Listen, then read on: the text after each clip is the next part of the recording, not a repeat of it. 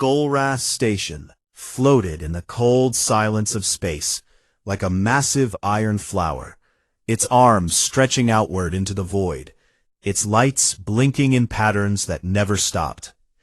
It was a trade hub, a meeting point for dozens of alien species, a place where ships from 100 different worlds docked and unloaded their cargo and their passengers and their problems. Humanity had only been part of the Galactic Council for 3 standard years, and most of the aliens on Golrath still looked at humans the way someone might look at a wild animal that had wandered into a fine restaurant.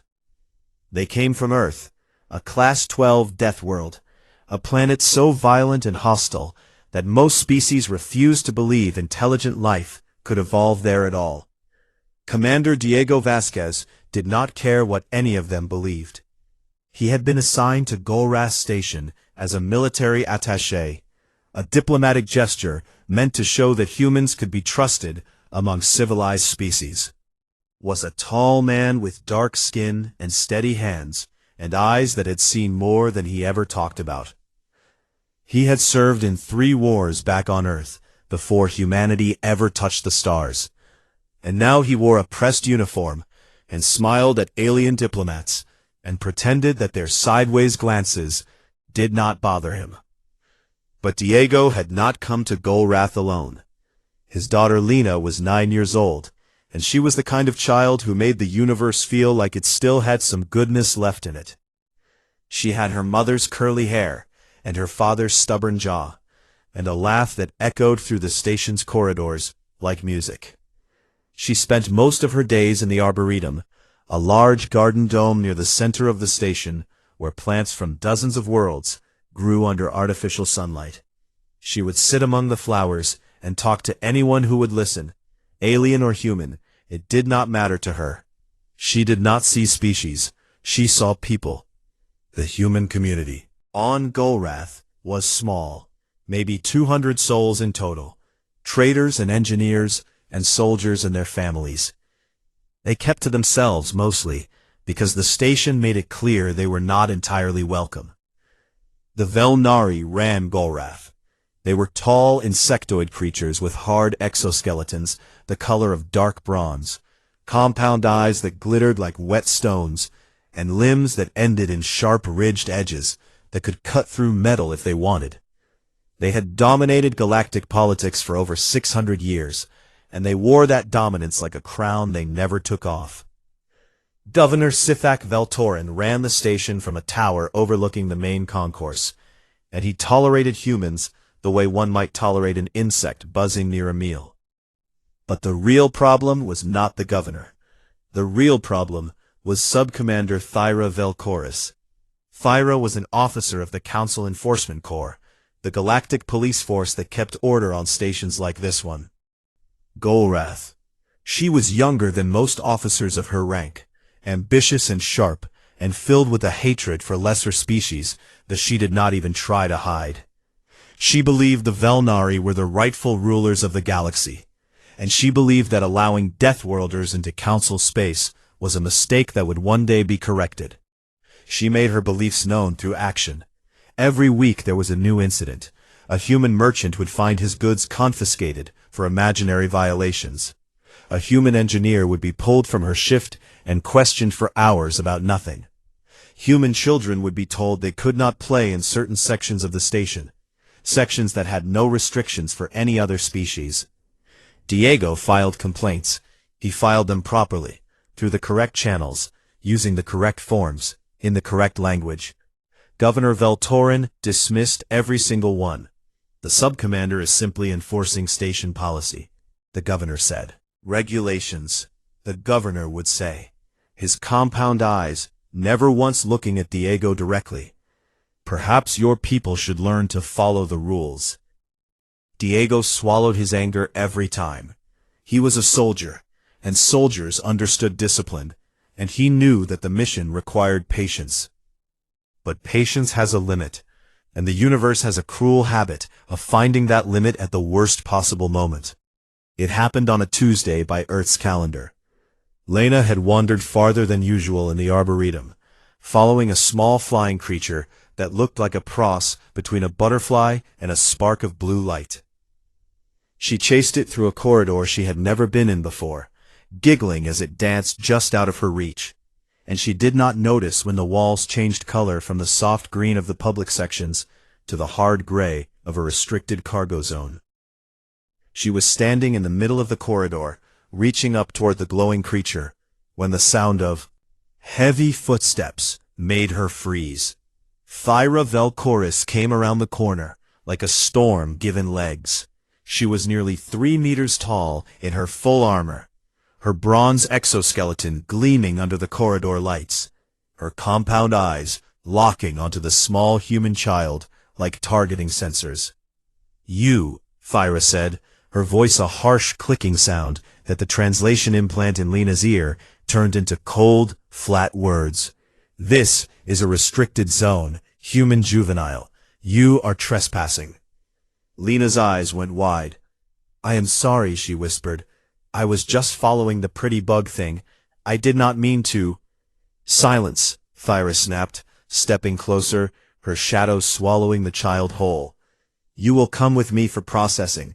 You are in violation of station code 7-14, unauthorized access to a secured." "I want my papa," Lena said, and her voice cracked, and tears began to spill down her cheeks. Something in Thyra's expression shifted. It was not pity, was disgust. She looked at this small crying creature from a death world, this animal that dared to exist in her station, and every bit of hatred she had ever carried rose up inside her like a black tide. "Your kind does not belong here," Thyra hissed. She struck the child.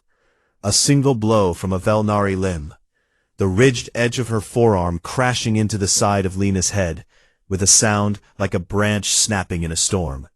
Lena flew sideways into the wall. The impact shattered her left arm and fractured her skull above the ear, and she crumpled to the floor like a puppet with its strings cut. Blood began to pool beneath her, dark red against the gray metal floor. Thyra stood over her for a long moment, watching the blood spread, then she turned and walked away. She filed her report within the hour. It read, "Human juvenile found trespassing in Sector 7. Subject resisted lawful detention. Minimal corrective force applied. No further action required." 20 minutes later, a human dock worker named Carlos Reyes was cutting through the cargo corridor on his way to a shift change when he saw something on the floor that made his heart stop. It was a child. It was Lena. He screamed for help, and the scream carried through the corridors like a siren, and within minutes there were humans running from every direction. Diego Vasquez arrived and dropped to his knees beside his daughter, and his hands shook as he touched her face, and the blood soaked into the fabric of his uniform. He gathered her into his arms and held her against his chest, and he did not scream, he did not cry, he did not say a single word. But every human who saw his face in that moment took a step back, because something had changed behind his eyes. Something old and dark and patient had woken up. Something that humanity had carried in its bones since the first ancestor picked up a rock and decided that nothing would ever hurt its family again. Diego stood up with his broken daughter in his arms and walked toward the medical bay, and the crowd parted before him in silence. And somewhere in the officers' quarters of the Enforcement Corps, Subcommander Thyra Velcoris poured herself a drink and did not think about the child at all. The medical bay on Golrath Station was not built for humans. The beds were too long. The instruments were calibrated for species with thinner blood and lighter bones. And the doctors were Rathani, a gentle four-armed species that had never in their entire medical history treated a patient from a Class 12 death world.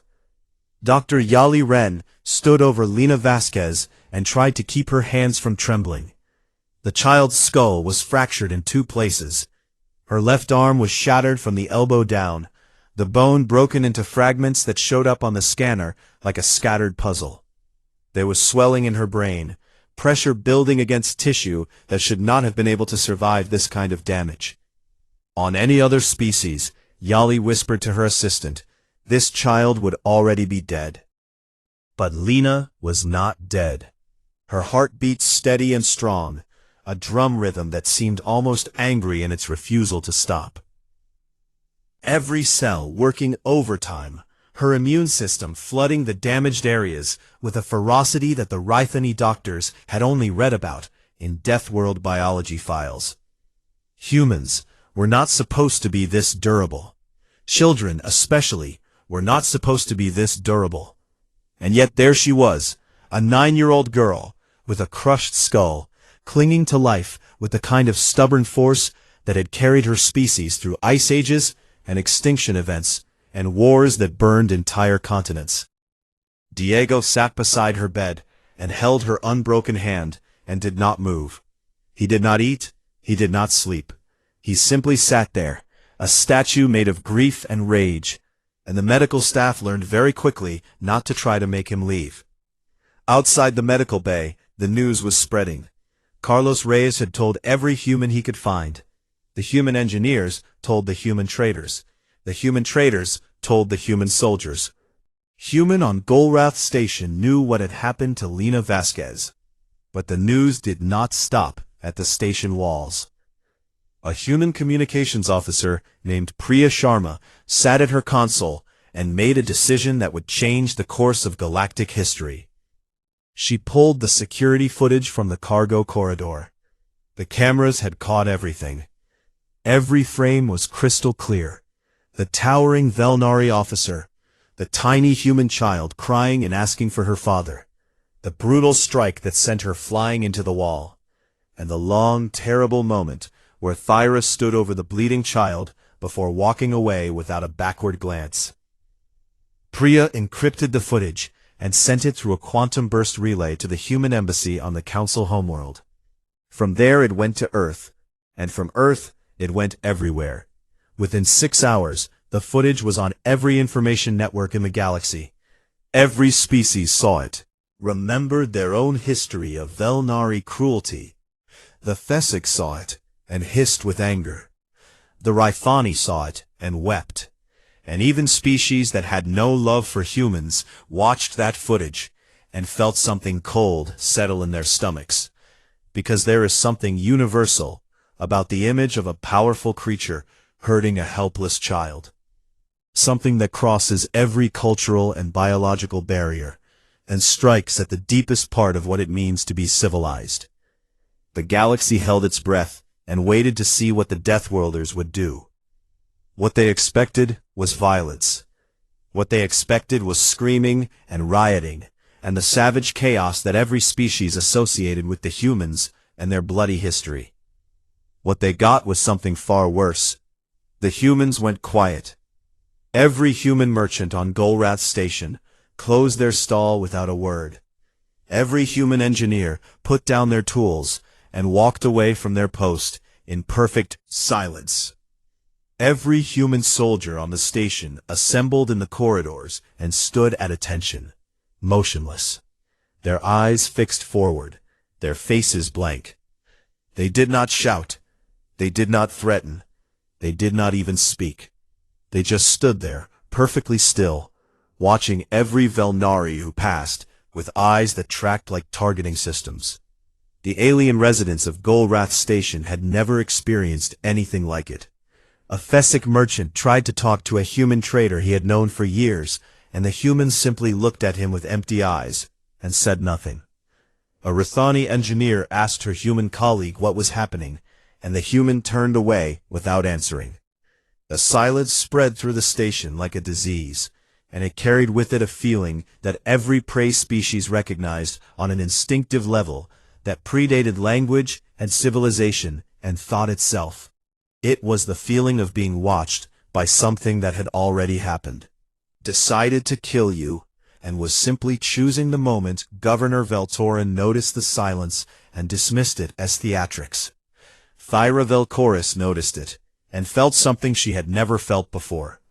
A small cold sensation at the base of her spine that her species had no word for because they had never needed one. Humans called it fear.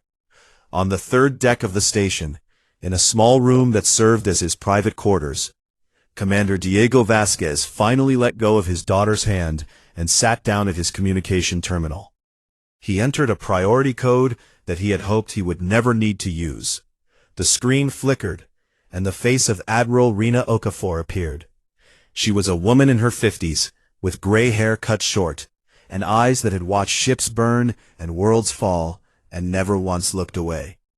She commanded the 4th Expeditionary Fleet, 12 capital ships, and 40 escort vessels, currently stationed at the Meridian Array, 2 jumps from Golrath. "Diego," she said, and her voice was calm, but her eyes were already reading the pain on his face. Diego opened his mouth, and for a moment no sound came out. Then he spoke, and his voice was so quiet that the microphone barely caught it. "They hurt my little girl, Lena." The Admiral's face did not change, but her hand moved off-screen, and Diego heard the sound of a fleet-wide alarm being triggered.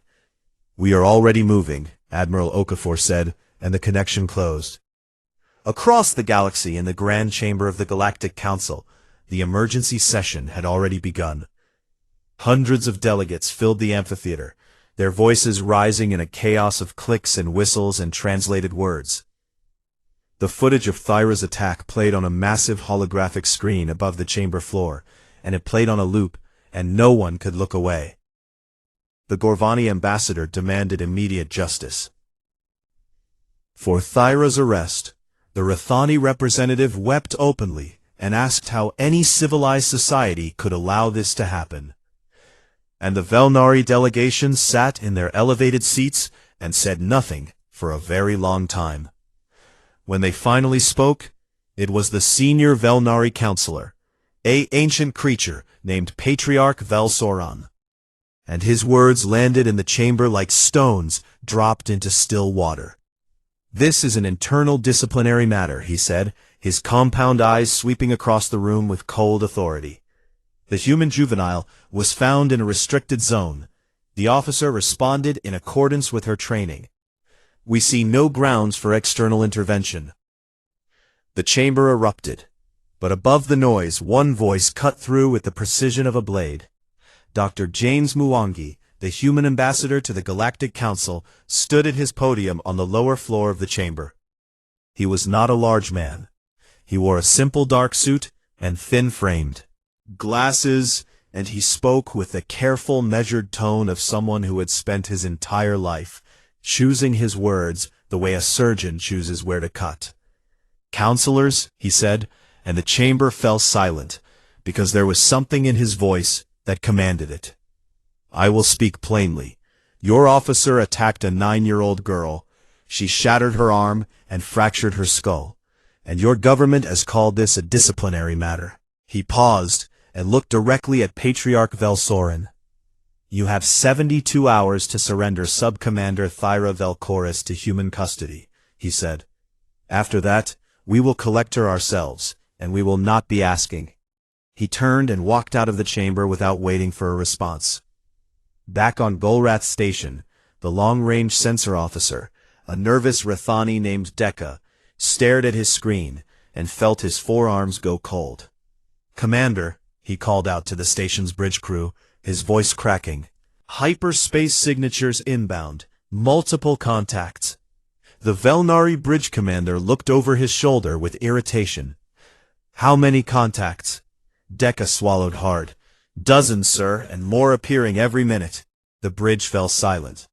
The Velnari commander turned to the sole human technician still at her post, a young woman named Rivera, who had stayed only because her station was critical to life support.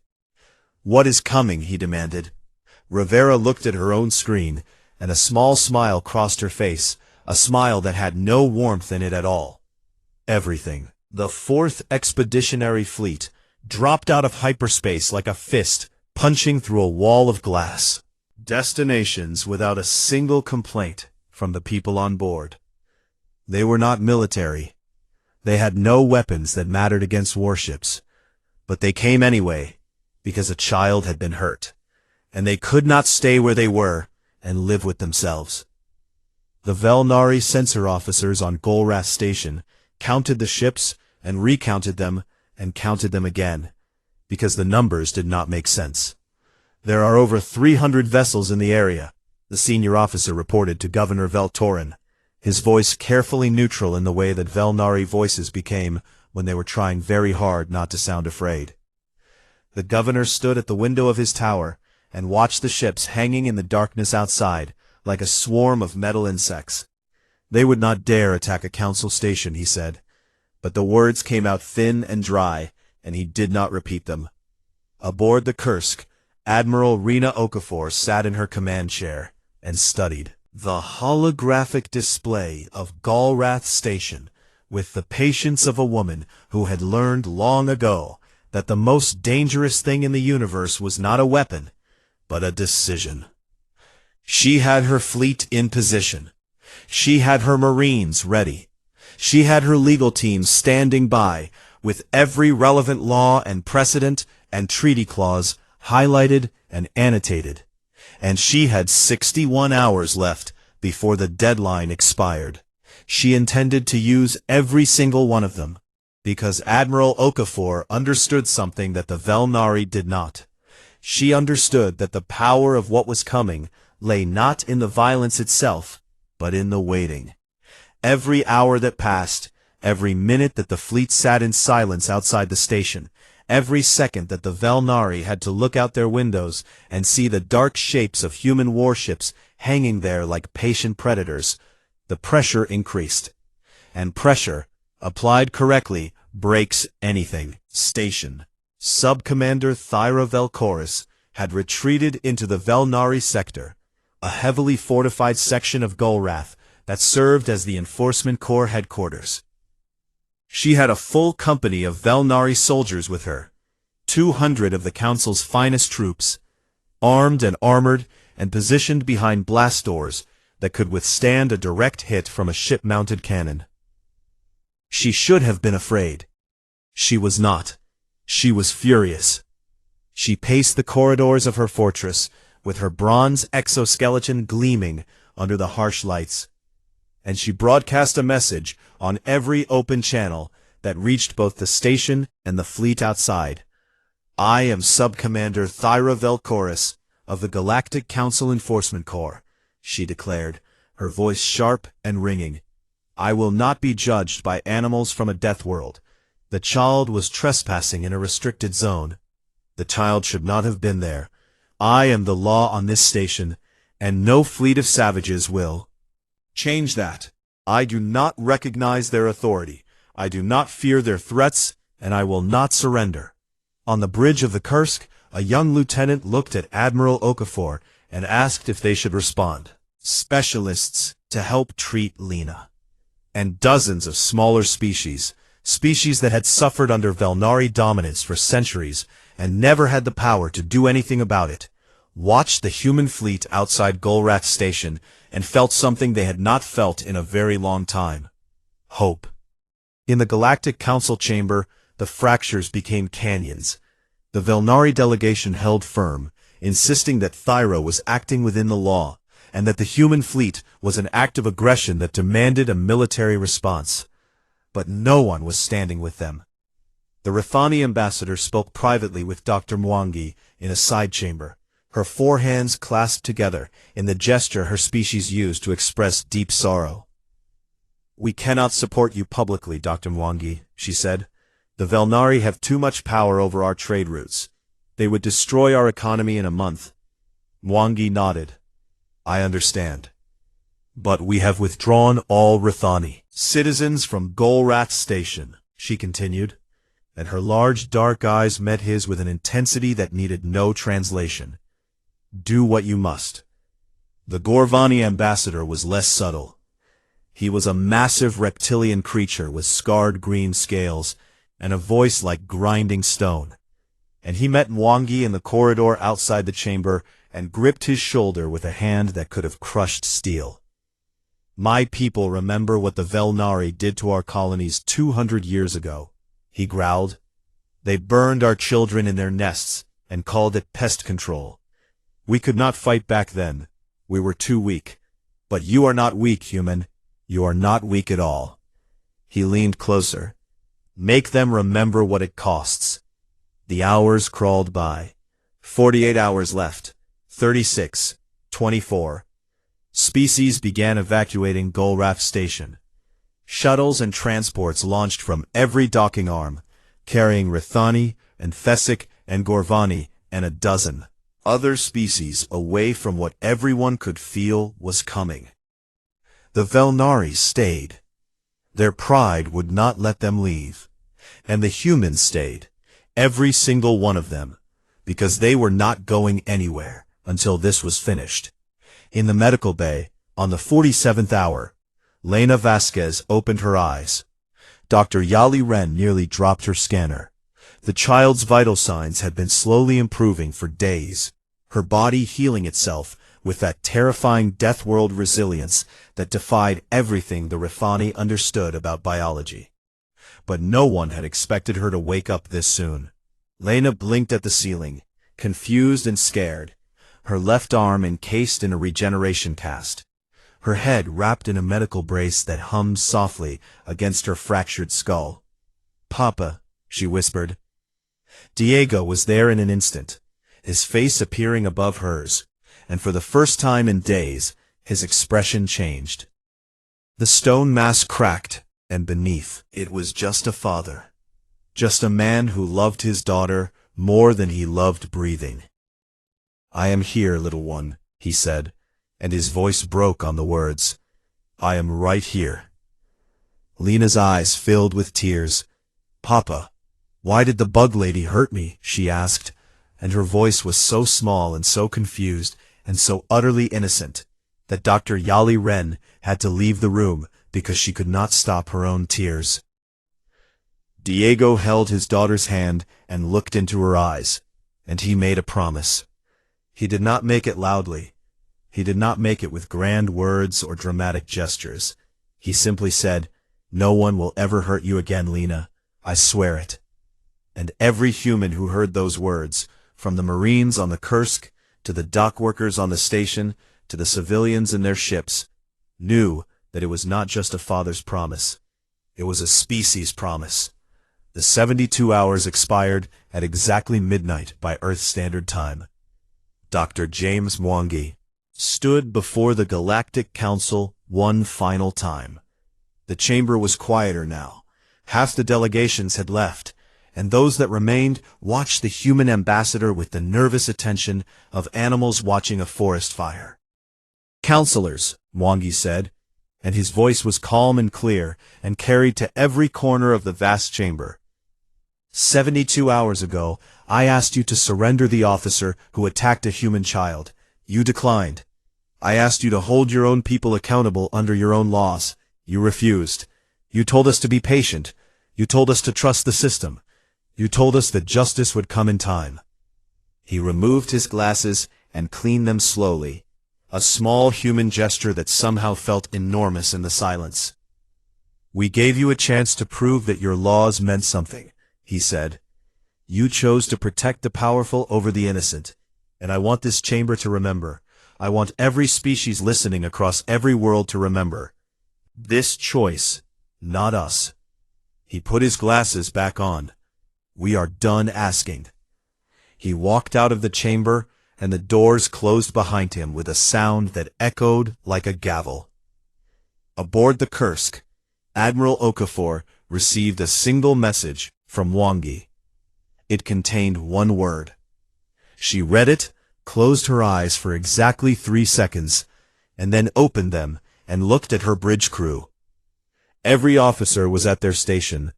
Every screen was lit. Every weapon was armed. "Begin," she said. The breach came at 4 minutes past midnight. There was no warning shot, no final demand, no dramatic announcement over the station's communications. One moment, the Velnaris sector's blast doors were sealed and fortified and defended by 200 of the Council's best soldiers. The next moment, the doors were gone. The human Marines used shaped charges that had been designed on Earth for breaking into bunkers buried under mountains. And the blast doors of Golrath Station were not mountains. They were not even close. The doors blew inward in a storm of molten metal and superheated air, and before the smoke had cleared, the first Marines were already through. They moved in teams of 4, each one wearing powered exo-armor that made them look less like soldiers and more like something out of a nightmare. The armor was matte black, 7 feet tall, with servos that amplified their already terrifying Deathworld strength to levels that the Velnari had never planned for it. Because no one plans for a species that evolved on a world where the gravity alone would crush most sentient beings, where the air was a toxic cocktail of nitrogen and oxygen, where the oceans were filled with things that had teeth the size of knives, and the land was ruled by predators that killed not just for food, but for practice. The Velnari soldiers were trained and disciplined, and they were not cowards. They held their positions and fired their plasma rifles, and their particle beams, and their concussion grenades, and they fought with every weapon and every tactic they had been taught. It did not matter. The humans moved through them like water through a broken dam. The first corridor fell in 90 seconds. A squad of Velnari soldiers formed a firing line behind a barricade and poured concentrated plasma fire into the advancing Marines. The plasma bolts hit the exo-armor and scorched the paint, and left glowing marks on the chest plates, and did nothing else. The Marines walked through the fire. They did not run. They did not charge. They walked, steady and unhurried, like something inevitable. When they reached the barricade, they did not kill the soldiers behind it. They grabbed the plasma rifles and bent them in half with their armored hands, and then they broke the soldiers' weapon arms with precise, controlled strikes that shattered chitin and nothing else. The Velnari screamed and dropped, and the Marines stepped over them and kept moving. It was the restraint that broke the defenders' morale faster than any weapon could have. Because the aliens understood what it meant. It meant the humans were choosing not to kill them. It meant that every single Velnari soldier in that corridor was alive, because a human had decided to let them live. And that decision could change at any moment. The second corridor fell in 2 minutes, the third in less than 1. The Velnari commander of the garrison, a veteran officer named Captain Velrathis, watched his defensive lines collapse on his tactical display, and felt something he had never experienced in 30 years of service. Total helplessness. He opened a channel to Thyra Velchorus. "Sub-Commander, we cannot hold them," he said, and his voice was steady only because his training would not let it be anything else. "They are through the inner perimeter. They are not killing our soldiers, but they are dismantling every defense we have. I recommend immediate surrender." Thyra's response came back sharp and venomous. "Hold the line, Captain. That is an order. They are animals. They will tire. They will make mistakes." Captain Velrathis closed the channel and looked at the map of his crumbling defenses, and knew with absolute certainty that Thyra was wrong. These animals did not tire. These animals did not make mistakes. And these animals were coming for her whether she believed it or not. Thyra ran. She had planned for this possibility, not because she thought the humans could actually reach her, but because she was the kind of officer who always had an escape route. She moved through a service tunnel to a private docking bay, where a fast shuttle was waiting. Engines already warm, navigation already programmed for a jump to the nearest Velnari military outpost. She sealed the shuttle door behind her, and strapped into the pilot's seat, and hit the launch sequence, and felt the craft lift off the deck and shoot through the docking bay doors into open space. For 3 seconds, she felt relief. Then the shuttle's navigation system went dark. Every screen in the cockpit flickered and died, and then came back online, showing a single message in the blocky utilitarian font that humans used for their military communications. Navigation override. UHS Kursk. Electronic Warfare Division. Turn back. Thyra slammed her claws against the controls, but nothing responded. The shuttle was no longer hers. It turned in a slow, graceful arc, guided by invisible hands from the human flagship, and flew back into the docking bay, and set down gently on the exact spot it had launched from. When the shuttle door opened, the first thing Thyra saw was a wall of black armor. 6 human marines stood in a semicircle around the shuttle, their faceplates blank and reflective, their weapons holstered. They did not need weapons for this. One of them stepped forward and spoke, and his voice came through his helmet speaker flat and without emotion.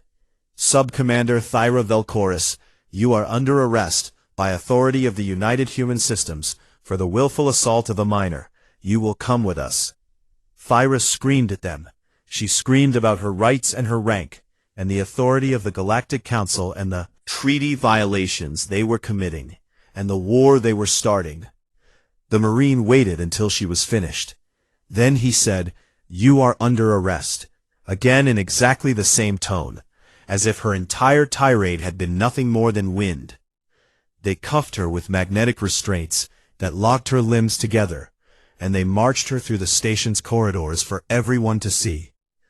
Every species on Golrath Station watched Sub-Commander Thyra Velcoris, who had called herself the Law, being escorted through the main concourse by 6 human soldiers who did not speak and did not hurry and did not look at anyone but her. She was taken aboard the Kursk and placed in a holding cell and left alone with the hum of the ship's engines and the silence of her own thoughts. The trial convened 6 hours later in the main briefing room of the Kursk, which had been converted into a military tribunal chamber. It was broadcast live on every channel across the galactic net. Every species watched. The evidence was presented with the cold precision that humans brought to everything they considered important. The security footage played first, clear and unedited, showing Thyra striking a 9-year-old girl with enough force to shatter bone. The medical reports came next, displayed on holographic screens that showed the fractures in Lena's skull and arm in terrible detail, with annotations from both human and Rythani doctors confirming that the injuries were consistent with a deliberate high-force blow. Then came the testimony.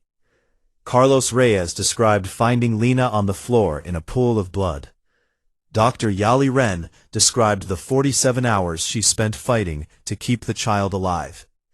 Commander Diego Vasquez described the weeks of harassment that had preceded the attack, the complaints he had filed, the dismissals he had received, and finally, Thyra's own filed report was displayed on the screen. The report where she described a 9-year-old girl with a shattered skull as a hostile subject against whom she had used minimal corrective force. The presiding judge was Captain Ada Ora Eze, a woman with close-cropped silver hair and a reputation for fairness that was matched only by her reputation for having no tolerance whatsoever for lies. She allowed Thyra to speak in her own defense. Thyra spoke for 20 minutes. She cited regulations and precedents and her authority as a council officer and the jurisdictional boundaries that should have protected her from human justice. She was eloquent and precise and legally sophisticated, and none of it mattered. Because when she finished, Captain Eze leaned forward and asked a single question. "Sub-Commander Velcoris, at what point in your training were you taught that a 9-year-old girl with a shattered skull constituted a threat requiring the level of force you applied?" The chamber was silent. Thyra opened her mouth. Nothing came out. Captain Ease waited. "I thought not," she said. The tribunal deliberated for 45 minutes. The verdict was guilty. Under the military laws of the United Human Systems, laws that the Galactic Council had technically agreed to recognize when they voted to admit humanity 3 years earlier, the willful, unprovoked assault on a human child by a foreign military officer in peacetime carried a sentence of death. The sentence was carried out in a sealed chamber aboard the Kursk, with no audience and no ceremony. It was not done with cruelty. It was not done with rage. It was not done with speeches or spectacle, or any of the theatrical savagery that the galaxy had expected from a species of Deathworlders. It was done quickly and quietly and efficiently, the way humans had always done the things they considered necessary, but took no pleasure in. When it was over, Admiral Okafor sat alone in her quarters and stared at the wall for a long time. Then, she opened a communication channel to Dr. James Mwangi. "It is done," she said. There was a pause. "I will make the delivery," Mwangi replied. The channel closed, and across the galaxy, in the Grand Chamber of the Galactic Council, the delegates received a message that the human ambassador had requested an emergency audience. He had, the message said, something to show them. The Galactic Council Chamber was the largest enclosed space ever built by any species in the known galaxy. It was a vast amphitheater carved from the living rock of a moon that orbited the Council homeworld. Its walls lined with seats that rose upward, in tier after tier, until they disappeared into shadow. Its ceiling, a dome of transparent crystal that showed the stars above like a window into eternity. On this day, every seat was filled. Thousands of delegates from hundreds of species packed the chamber, their bodies and voices and breathing creating a living wall of sound that hummed like a hive. The Velnari delegation sat in their elevated section near the top of the chamber, their bronze exoskeletons gleaming, their compound eyes hard and furious. Patriarch Velsoren had called for emergency measures, for sanctions, for the expulsion of humanity from the Council, for a military response that would teach the Deathworlders their place in the galactic order. He had been speaking for nearly an hour, his voice rising and falling in the clicking rhythms of his language, building a case for war that relied on every legal precedent and every historical treaty and every shred of Velnari authority he could summon. The other delegations listened. Some nodded. Most did not. And then the doors at the bottom of the chamber opened, and Dr. James Mwangi walked in. He was alone. He wore a simple black suit, the same one he always wore, and his thin-framed glasses caught the light as he descended the long staircase to the chamber floor. He carried a sealed diplomatic container in his right hand, a silver cylinder about the size of a human head, with the official seal of the United Human Systems pressed into its surface. The chamber fell silent as he walked. Not because he commanded it with his voice, or his presence, or any display of power, but because there was something in the way he moved. Something careful and deliberate and final that made every species in that room understand on a level deeper than language that what was about to happen would not be undone. Mwangi reached the floor of the chamber and stood before the podium of the Council Arbiter, a Rithani elder named Presiding Voice Kol Yanis, who had held the position for 40 years and had never once in those 40 years seen a human ambassador carry anything into the chamber. "Dr. Mwangi," the presiding voice said, her four hands folded in front of her, her large dark eyes watching him with an expression that mixed fear and sadness in equal measure. "You requested an emergency audience. The chamber recognizes you. Please speak." Mwangi set the silver container on the floor in front of the podium. He pressed his thumb to the seal. The container opened with a soft hiss of pressurized air. And he stepped back. Inside the container, preserved and unmistakable, was the severed head of Sub-Commander Thyra Velcoris. Her compound eyes were dull and dark. Her bronze exoskeleton had lost its gleam. Her mandibles were slightly parted, frozen in whatever expression she had worn at the end. The chamber erupted. The sound was like nothing Mwangi had ever heard. 1,000 voices from 100 species, all screaming at once, some in horror, some in outrage, some in something that might have been dark and terrible satisfaction. The Velnari delegation surged to their feet, their clicking voices rising to a shriek that the translation systems could barely process. Patriarch Velsoren pointed a trembling claw at the human ambassador, and screamed the word for war in 3 different languages. Other delegates pressed back in their seats, their eyes locked on the container, their bodies frozen in the primal posture of creatures who had just realized they were in the presence of something genuinely dangerous. Slammed her ceremonial staff against the podium 4 times, and the sound rang through the chamber like a bell. Silence returned, shaking and fragile, but silence nonetheless. Mwangi waited. He stood perfectly still with his hands at his sides and his face calm, and he waited until every eye in that chamber was on him. Then he spoke. "Counselors," he began, and his voice was not loud, but it filled the chamber, because the architects had designed the acoustics for exactly this kind of moment, for words that needed to reach every ear. 3 years ago, humanity came before this council and asked to be allowed to join the galactic community. We came in good faith. We came with open hands. We came because we believed that after 10,000 years of war and suffering on our own world, we had finally found something worth being part of, something bigger than ourselves.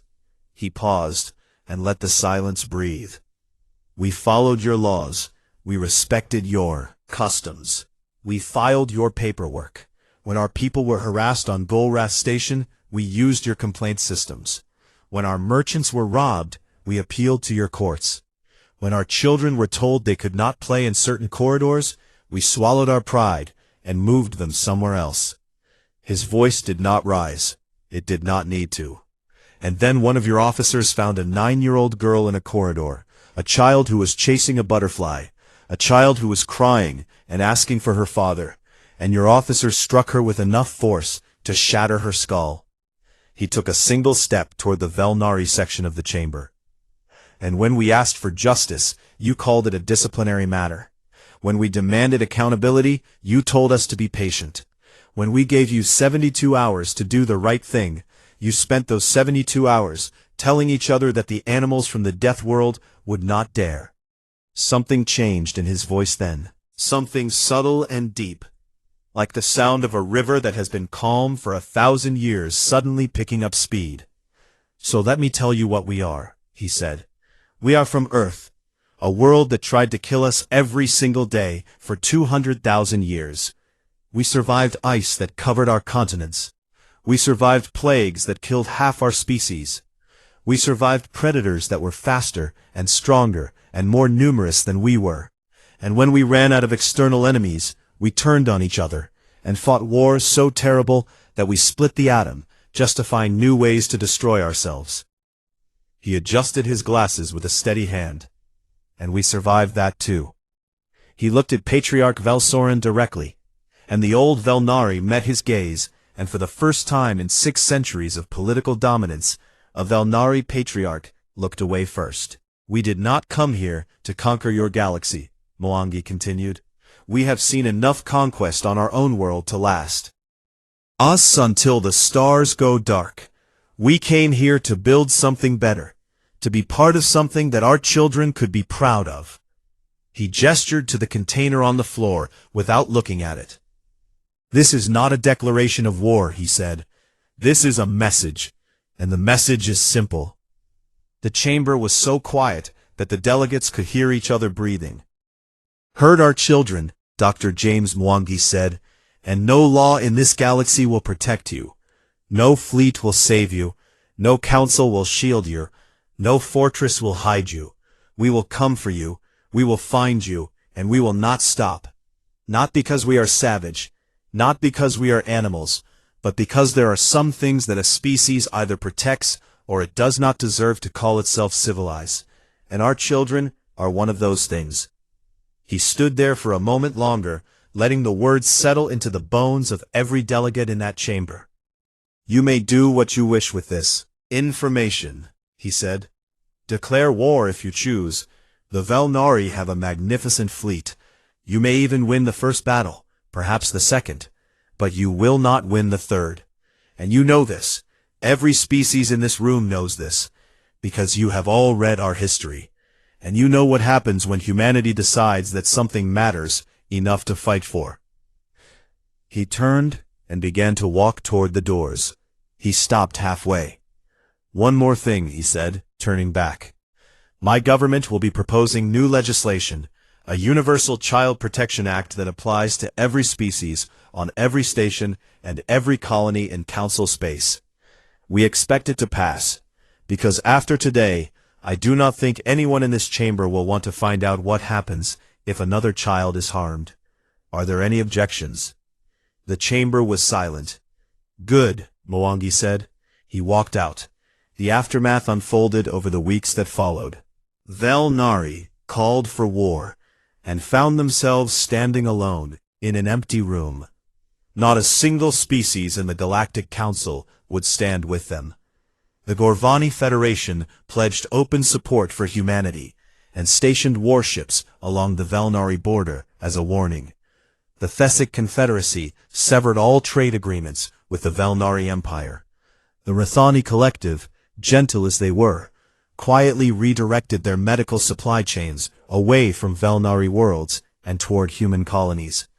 Even species that had no particular love for humans made their calculations and decided that siding with the people who had just demonstrated what they did when a child was hurt was a better investment than siding with the people who had hurt the child.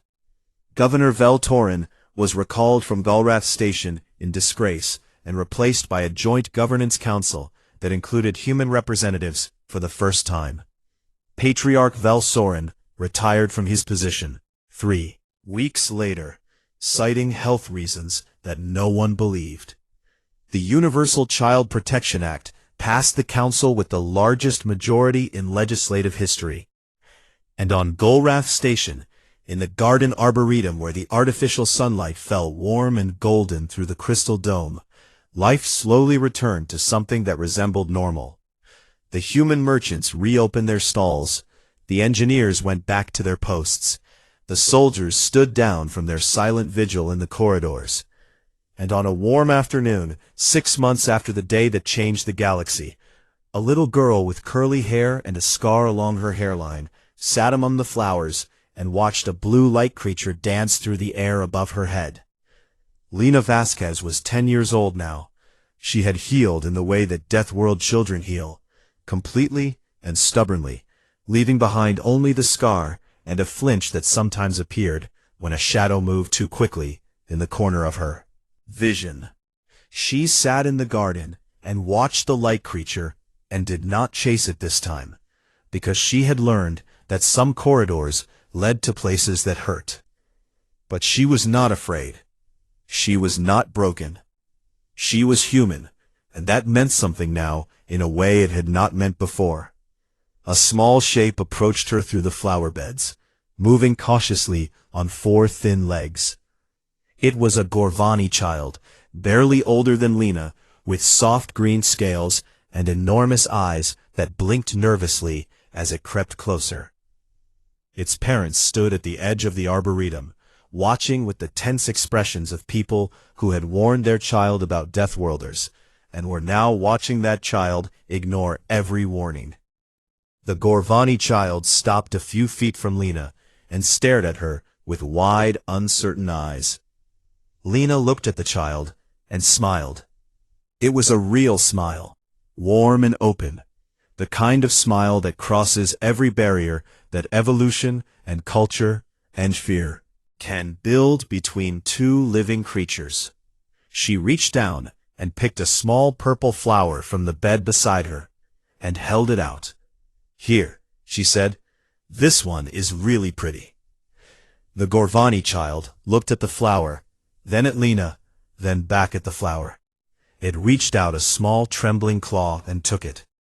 And then it smiled too, a Gorvani smile that showed too many teeth and would have frightened most species, but did not frighten Lena at all. They sat together among the flowers and began to play, and their laughter rose through the arboretum and drifted out into the corridors of Golrath Station, where humans and aliens alike paused to listen. Commander Diego Vasquez sat on a bench nearby, with a cup of coffee in his hand, and watched his daughter play. The scar on her head caught the light, and for a moment his grip on the cup tightened, and something dark moved behind his eyes. But then Lena laughed again, and the darkness receded, and Diego took a sip of his coffee and leaned back and let himself breathe. The galaxy would learn, in time, that humanity was not the monster it feared. Humans could be gentle. Humans could be kind. Humans could sit in gardens and drink coffee and watch their children play with alien kids and feel nothing but peace. But the galaxy would also learn, permanently and irrevocably, and carved into the very bones of history, that there were some lines that even monsters knew better than to cross.